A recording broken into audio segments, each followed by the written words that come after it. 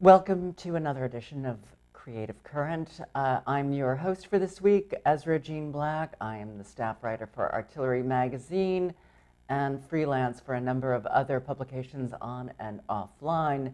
I also have a blog on examiner.com for those who may be interested in that sort of thing. I am today with someone I'm happy to call a friend, one of my first mentors in the Los Angeles art world, Lisa Adams, who has just closed a show at CB1 Gallery here in downtown Los Angeles.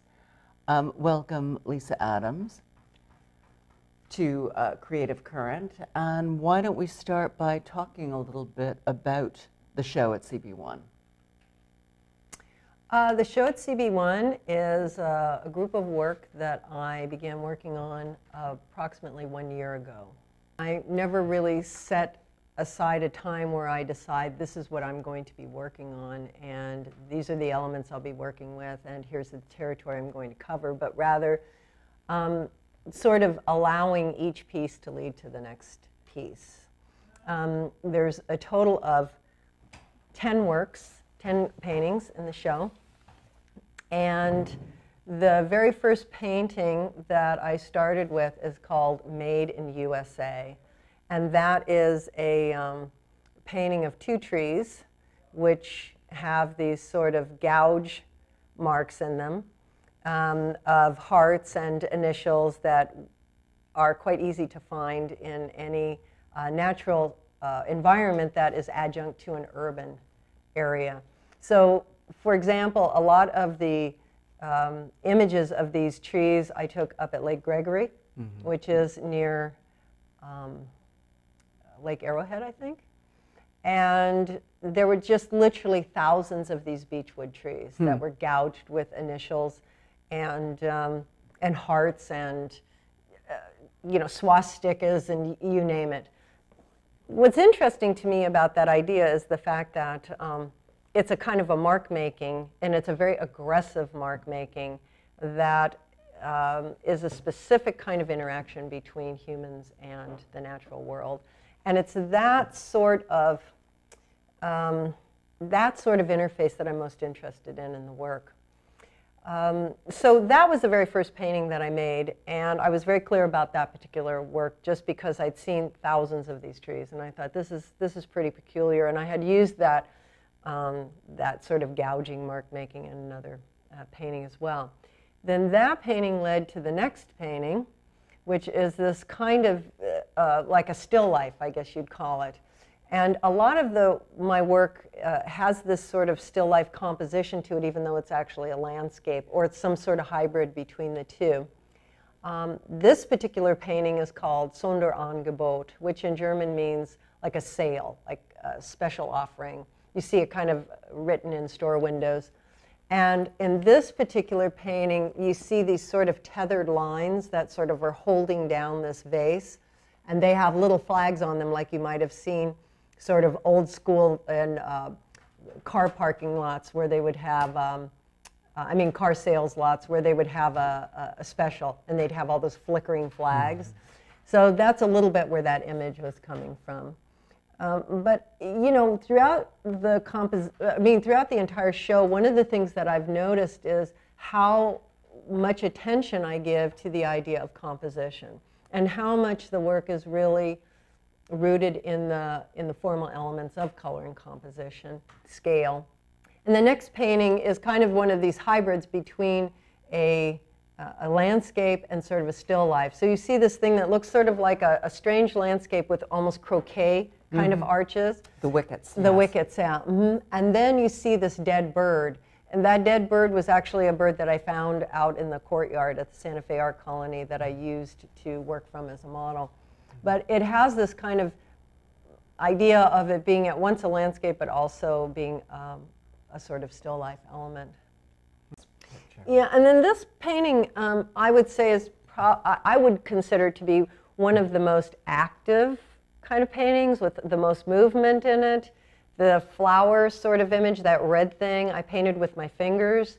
One of the things that I'm very clear about in my work is to try and switch the actual paint handling up as many times as I can within the same picture. So for instance, the flowers painted with my fingers, that little green bucket at the bottom is taped off, and I use something called paint butter for that.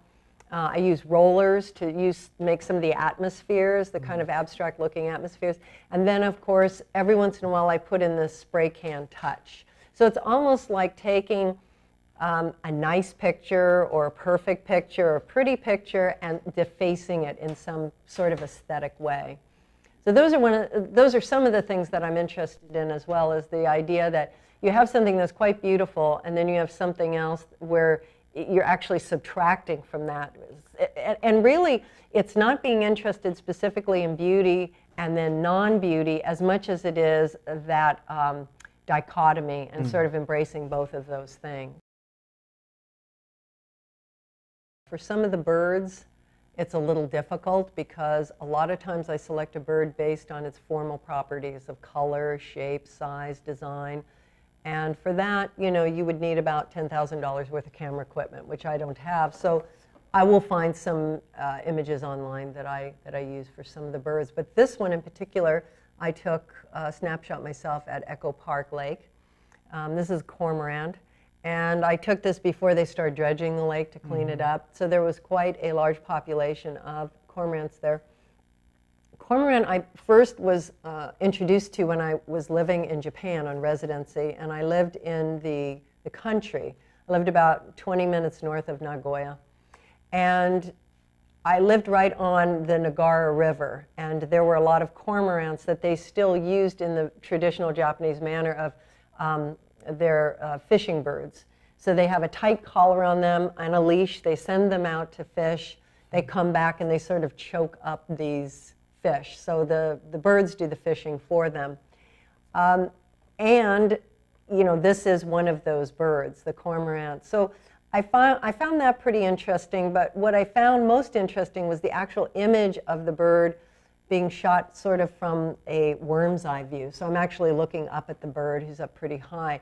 That's why you have the distortion in the head and the big feet, because of the perspective. But I sort of liked the way that that looked. And then, of course, you know, there's some bird poop at the bottom, the illusion of that at least. And also the notion of tagging, like something being tagged at the bottom. And it's lost in this very acid yellow wash space with the rose aura around the head that puts it in another world, a very abstract world. And then the tag. Yeah, the tag is interesting because it can be used as a design element, which sort of in this manner it is, because it doesn't say anything.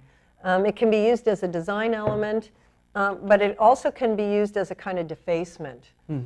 So in this particular case, it just simply needed something in that space, and it felt very much to me like tagging would be appropriate. And again, I don't set out with a full plan on what I'm going to make or what I'm going to include in each painting. It's that as I start to construct them and build them, each element leads to, let's say, the voice or the prompting of yet another element. The last thing to go in here was that halo. And there was something about the painting as it was that just didn't, I mean, of course it looked good, it looked well painted, but it didn't look as though it were finished. And there was something about that, that halo that seemed to kind of complete that picture. What's interesting is that the tag sort of brings it right to the surface, and then the aura, the halo, which it sort of circumscribes the head and is set upon that aura, it floats upon that roseate aura, sort of emphasizes a kind of ethereal aspect of it. So you have this ethereal and this very hard surface at the same time, which I find kind of fascinating. Well, and also if you think about it, a lot of the early Renaissance paintings have this, you know, we think of them as they're so realistic looking, right? Because you have flesh tones and transparency and all the oil painting. But in point of fact, they're incredibly abstract paintings because these halos are ridiculous, really. I mean, nobody's seeing halos in real life. Right. And so I always thought that was such a a strange idea that we're left thinking that that's realism, and it's the furthest thing from it. Yeah, and also, I mean, thinking back to early Renaissance painting when it was heavy gilt, it was like, it was their equivalent of your paint butter. It was very much a kind of willful, symbolic gesture. So, what do we have next? So this is called the Wayfarer's Admonition. There's something I find very curious in real life, which is this idea of wayfaring and the signage that goes along with that. Now, of course, it's sort of an environmental, graphically kind of hip thing to do, right? But if you think about it, the idea of pointing the way to something else is sort of fascinating, particularly if you come upon it in the wilderness. Like a lot of, when I was on residency in Finland, in the Nordic countries, for example, the wilderness, they would have wayfaring signs that were, created by the indigenous peoples. And I find that interesting, but I also find equally interesting in the urban and built environment. You've got signage that was at one time very purposeful. It has no more lettering. It has no more neon. It's just sort of this basic shape. And I find those really interesting when you see them, especially out in the desert. You'll come upon them, and at once it was a cafe or a gas station or something like this, and all that's left is this kind of funny, specific shape that was made for something else. And then, of course, I'm very fond of these dark skies. They're very expressive to me. They feel very, I guess, melancholic in some way, but that, to me, again, is not a depressive state. It's just a kind of otherworldliness. And then the plant material that's actually hanging from the top of the picture plane is oftentimes what we see when we're driving on the freeway and we go through an underpass, and you'll see that plant material kind of dangling in front of you as you're driving through. This is called Paradise Notwithstanding, and Paradise Notwithstanding was also the title of the exhibition, so it's kind of the flagship piece of the exhibition. And it's a fairly large piece, at least for me. It's 4 by 5 feet. And again, it began with the dark brooding sky, a body of water, a piece of an inlet, so kind of classic landscape in many regards. And then it just started to build out from there. This signage again on the horizon, it's reflected in the water. You have 3 generations of these wildflowers that grow near the loft that I live in this really crappy kind of old abandoned lot. Every spring it becomes very alive with these flowers. So you see kind of the young state, the mature state, and then sort of the phased state, I guess you would call it. So you see past, present, and future actually involved in the same picture. And then that's a kind of elusive rock. It's like an ice rock. It's like a landscape. It's melting. It isn't melting. We don't kind of know. It's very ambiguous. And then this funny shape in front of it, which operates as both a positive and a negative. So a tunnel space as well as an ellipse. Yeah, I was going to say also the sense of space and depth. It shifts quite interestingly in the actual picture. You have to tell us about the title, Paradise Notwithstanding. What is that? Well, Paradise Notwithstanding, I did a show several years ago called The Future of Paradise Past. And I had no intention of calling this exhibition anything about paradise, but it just seemed so fitting as I was going through creating the work. It just seemed so fitting to talk again or continue the discussion about paradise. Paradise meaning not in the classical or biblical sense, even though I'm sure that that's what's evoked by that term, paradise, right? But rather a kind of personal paradise and what that means. And in my personal paradise, it's not just the beauty, but it's also the decay and the combination or the intermingling of those two states of being in a kind of cyclical way. So there's always a coming into and there's an always kind of phasing out of idea. Paradise notwithstanding, paradise meaning, the notwithstanding part meaning in spite of paradise, you've always got this sense of decay. So I guess paradise is a big theme for me. And one of the things I'm very clear about in my work is that I can't really predict too much what the outcome of this group of work will be. I only know a little bit based on the painting before, going into the next painting, and so forth. So I always think of it as this idea of backstitching. You know, when you're backstitching, you're always picking up a little bit of the former stitch and throwing it forward. So that's a little bit how I think of making the work. It's very intuitive, but that's not to say that I don't have a general realm.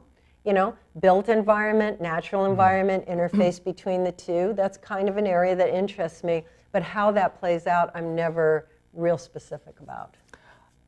Now that we're talking about titles, I think we should discuss a little bit your book. Lisa Adams has a new book of work which both led to the work that is on view at CB, or was on view at CB1, and some of which, at least two of which are in this book, and work leading up to it. This, for example, the Cormorant is here on this page, as you can see. Now, the title of this book is Vicissitude of Circumstance. And that would be this image, if I'm not mistaken, right? Right, that's the title. So how did you come to this particular title? Or maybe we could simply talk about this particular painting. This, again, you know, the natural environment in this is basically represented primarily by the pine cone, this big pine cone. So I have a fascination with these pine cones because A, the structure, B, they're very heavy, I guess C, they only happen a few times a year, and they're objects. They're really beautiful structural objects. And I guess I've been fascinated with them for a long time, even since I was a kid. I decided that I was going to go ahead and use that in a painting, but I didn't know how exactly, just that I would paint it. I knew that. So I usually start with backgrounds, painted the background, painted this particular pine cone, and then the way that I had photographed this pine cone was laying down on a piece of paper, and some of the debris had fallen out of it. So I went ahead and used that debris. So when I painted it, it looked as though it were falling apart or coming unglued or throwing things out.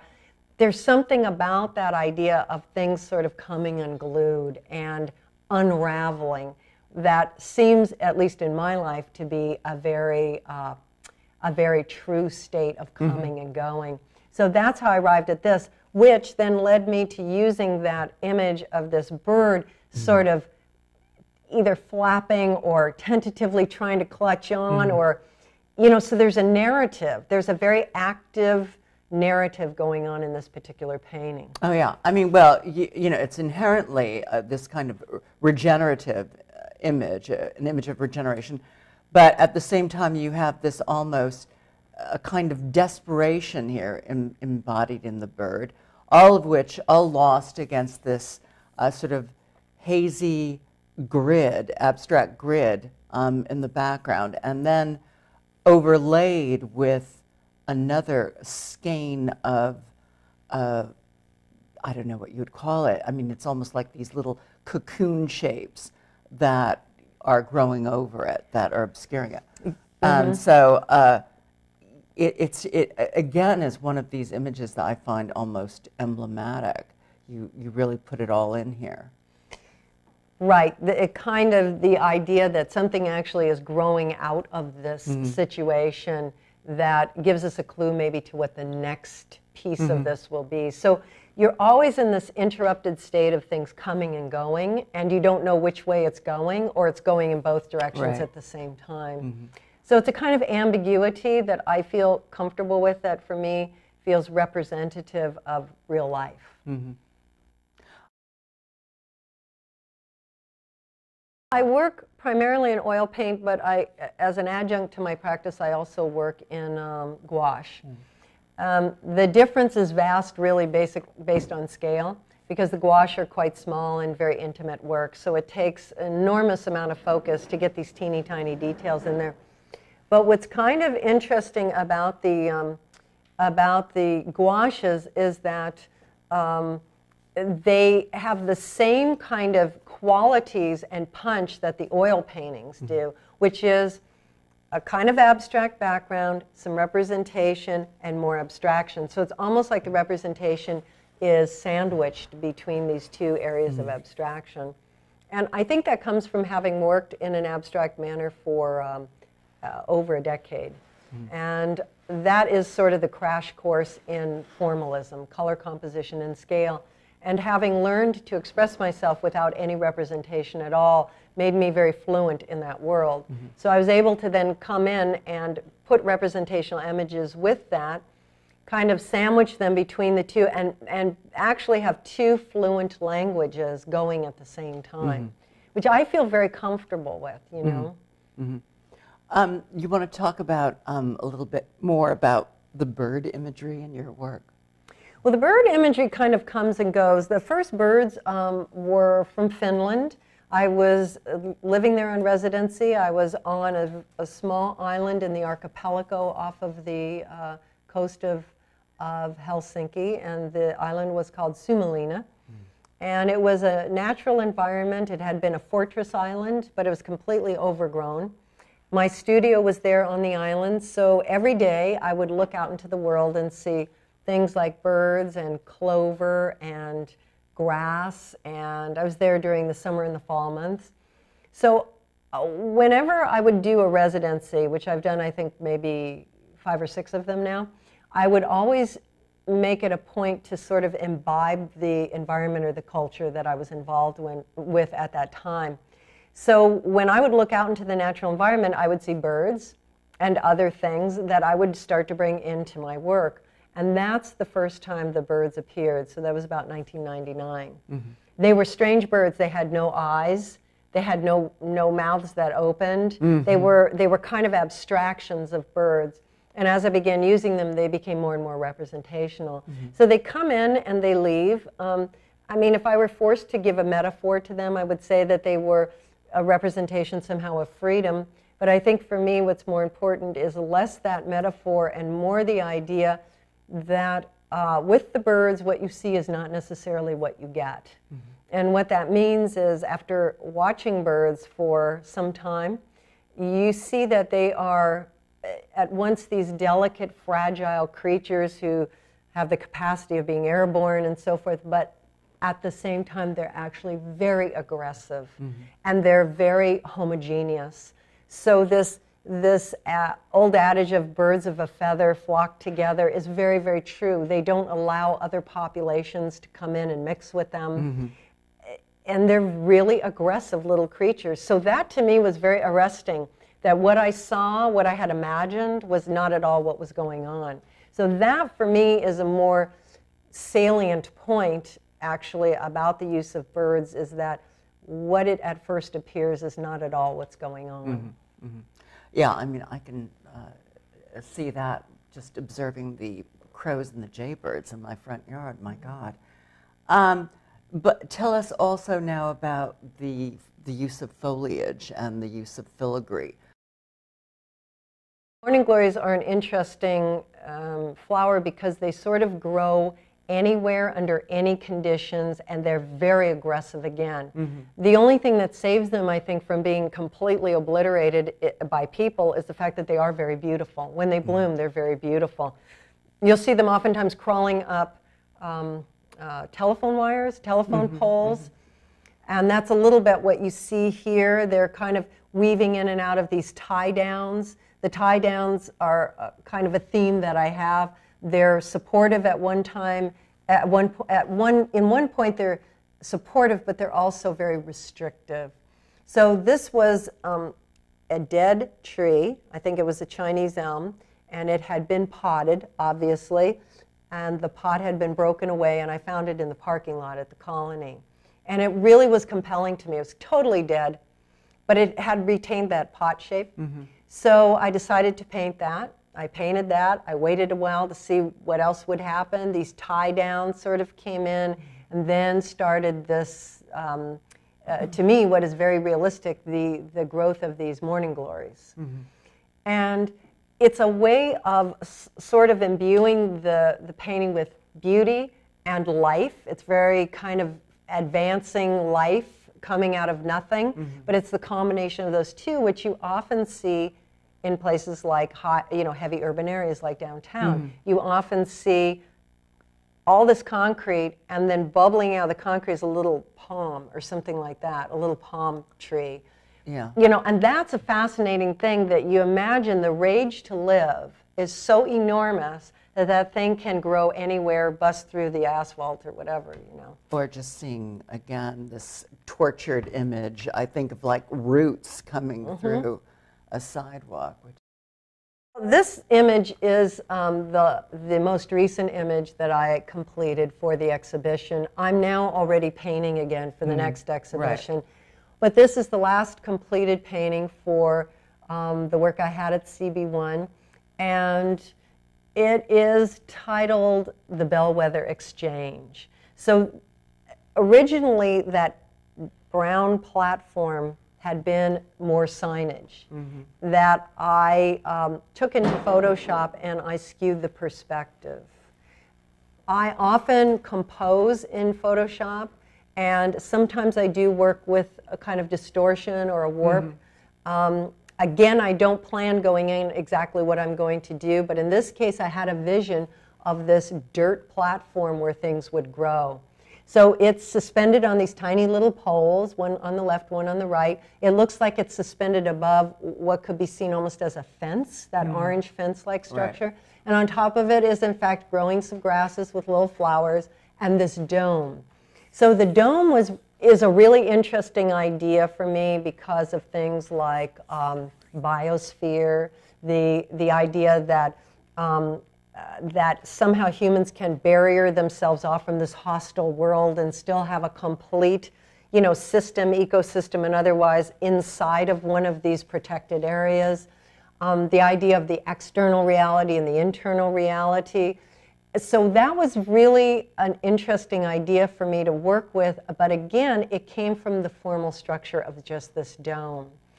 And also, and there's also a degree of translucency there in that we see the backdrop. It fades in and out, so it's both inside and outside. There's no, it's not entirely sealed off. What I can see going from the image that was just on the screen to now is the paintings are becoming more and more complicated. I don't know if that's good. I don't even necessarily like them that complicated, but I can see that that is what's being wanted. So right now I'm working on a painting that I refer to, working title, as Case Study Lean-To Number 1. And it's an image of a lean-to, a three-sided structure. The back interior wall of that structure is actually a cropped image of this painting. So there's a repeat of a piece of this painting, and it has a volcano in it, and the volcano is actually inside the lean-to.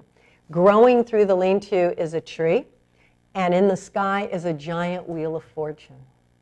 So it's becoming very complicated, and the reading of it, I think, is becoming more and more complex. And again, I don't know if that's good or bad, but I can feel that that's just what's happening. That's something I've speculated on in writing, specifically in an essay that I wrote for Vicissitude of Circumstance. But is there an allegory? Is there an allegorical level to your painting, or is it conscious? Is it unconscious? I don't consciously have an idea like, wow, I think a good idea would be to paint this or that. Or just a very complicated symbolism. I mean, I think we can infer from some of the imagery, the pine cones, if you will, the birds, that there's some degree of the symbolic, the filigree foliage, there's some degree of the symbolic. At the same time, I realize that it's also anchored by the composition, which is very abstract, and a notion of interaction with the environment and with your own media. But the allegory, there must it's a big mystery to me. Right, there must be. I can't get a read on the paintings really until I see a lot of them long after the fact. So I'm just now understanding all those works that were shown at CB1. It's a little mysterious to me as well, you know. That's what I need writers for, because the writers can tell me what it is I'm doing in some part. Right. And unfortunately, we're still trying to figure it out. It's all a mystery to us, too. I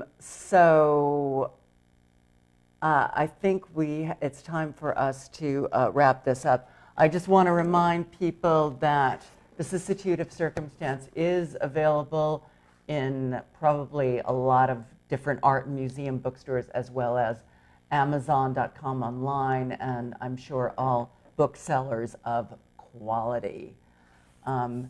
If you missed her show at CB1 downtown, that's unfortunate, but she will have another show soon, we hope, here in Los Angeles and elsewhere. Thank you.